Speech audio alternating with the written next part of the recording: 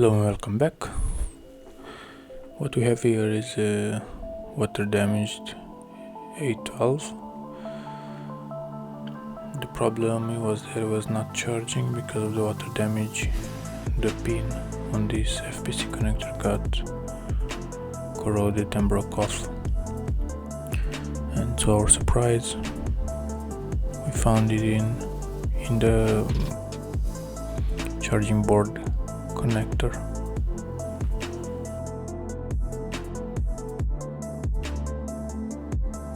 You can see the pin, the one that is encircled.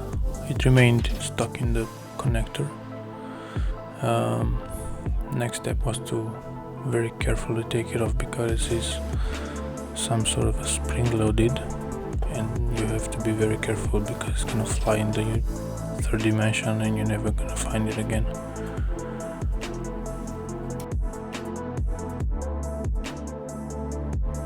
Using these bent tweezers here as well, here was a little bit of a risky thing, so I switched the tweezer because it had a bent tip and that could cause the pin to fly right off.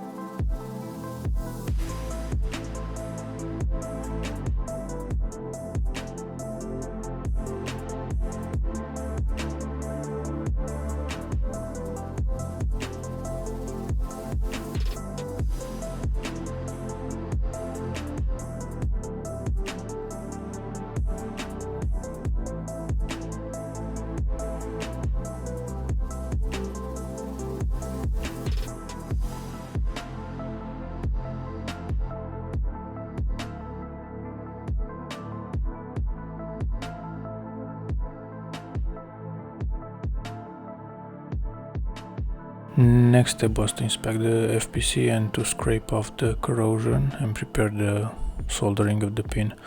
Now, if you can find the pin, you can also improvise like some sort of a wire, like some sort of a metal, but it's never gonna be the same as the original pin. You may not make a connection. In this case, you need to either replace the whole FPC or change the whole screen, assemble it all together.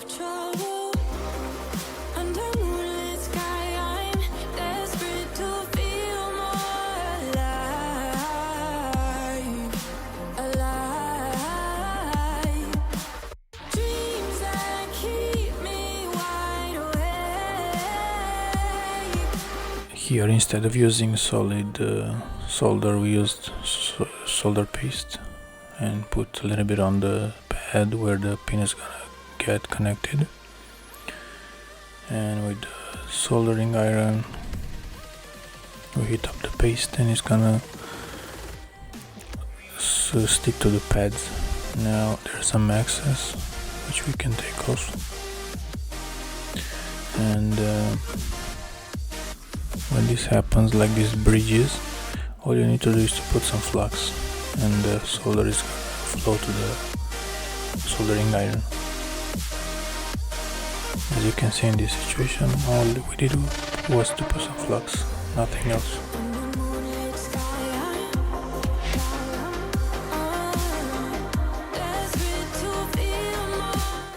Now, in order to be able to work correctly, we need to hold down the connector with some double-sided tape, which we do here. It's just for the repair. Afterwards you have to take it off, but this will ensure that the connector doesn't move and you can do your job properly.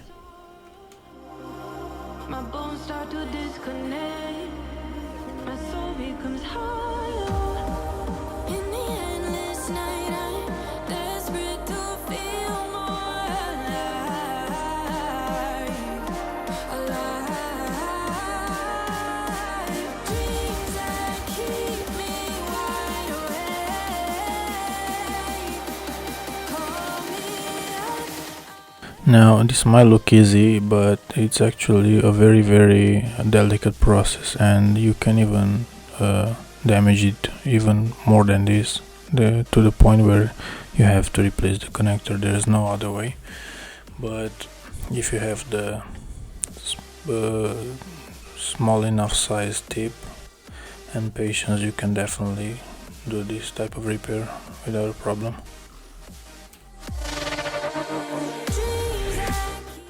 Now all you need to do is to actually hold down the pin and try to solder it. If you have bridges or the solder doesn't flow, all you need to do is to apply some flux, and that's gonna solve all your problems.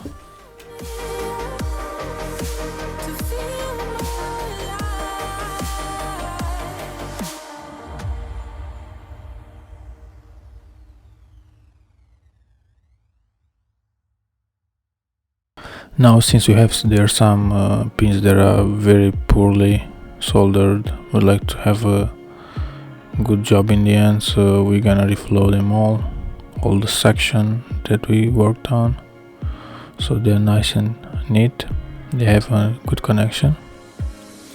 Don't leave like spikes in your solder or bulges or anything. Do a good job if you do it, if not, don't do it.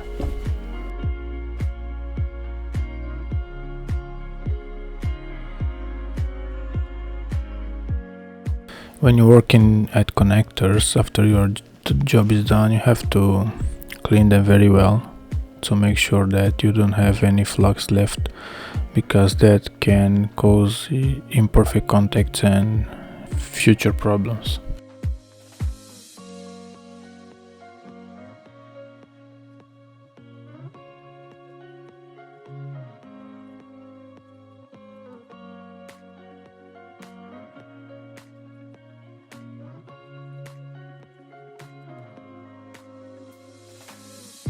Here we reassembled back the phone. We got a lot of very delicate electronics lately, so we've bought some ESD safe mats, which are not that important when you're working with phones and stuff, because they are shielded, they have shields. But we got a lot of boards that are designed from scratch, and we have to work on them, solder and stuff, and we had to upgrade. And so the black mat that you see on the table right now, it's actually now covered with anti-static, which is a good thing. But when it comes to devices that are shielded, it's not so crucial that you have it if you wear a wristband.